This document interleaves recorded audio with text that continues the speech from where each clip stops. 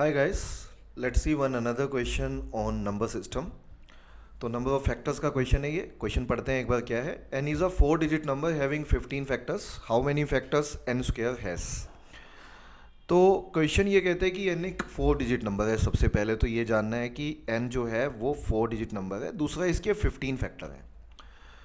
तो basically number of factors निकालने का जो फॉर्मूला होता है वो हमें पता होना चाहिए. अगर एक नंबर n है विच इज़ a की पावर p इंटू बी की पावर क्यू इंटू सी की power are and so on so on सोन. तो ए बी सी इसमें प्राइम फैक्टर होते हैं.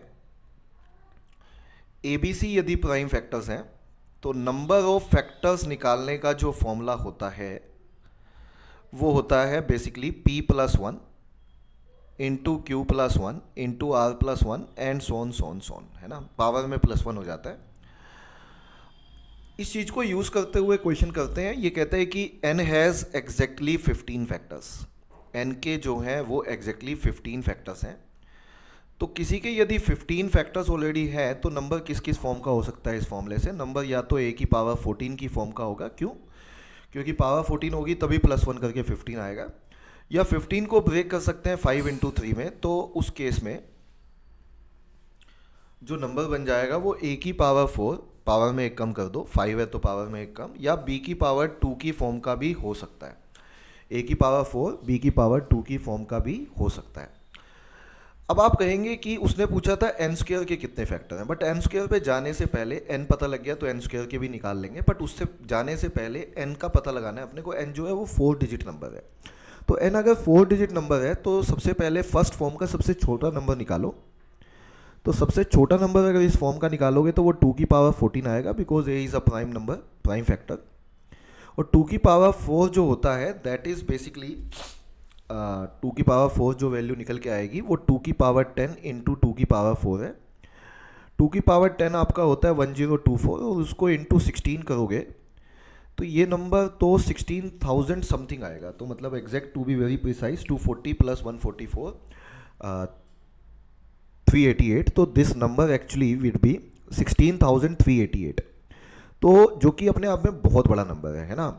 सो ये नंबर काफ़ी बड़ा नंबर हो गया है. तो एक बार कैलकुलेशन में फिर से चेक कर लेता हूँ. बट 16,000 समथिंग आएगी जो वैल्यू है. लेकिन हमें 4 डिजिट नंबर चाहिए. जो भी आएगा नंबर वो है 5 डिजिट.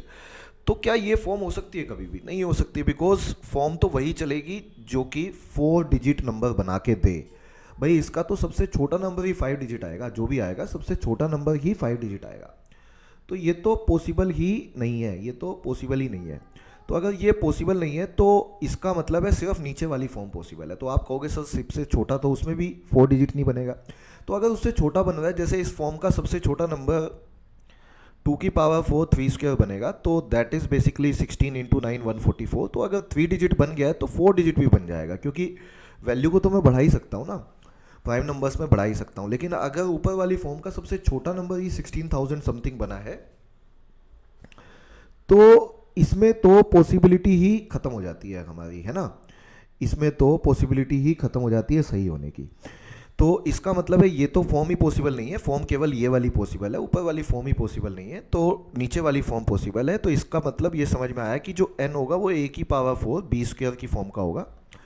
और जो n स्क्वायर बनेगा वो a की पावर 8 इंटू इसका स्क्वायर कर दो, b की पावर 4 बन जाएगा. इसका भी स्क्वायर 8, इसका स्क्वायर 4.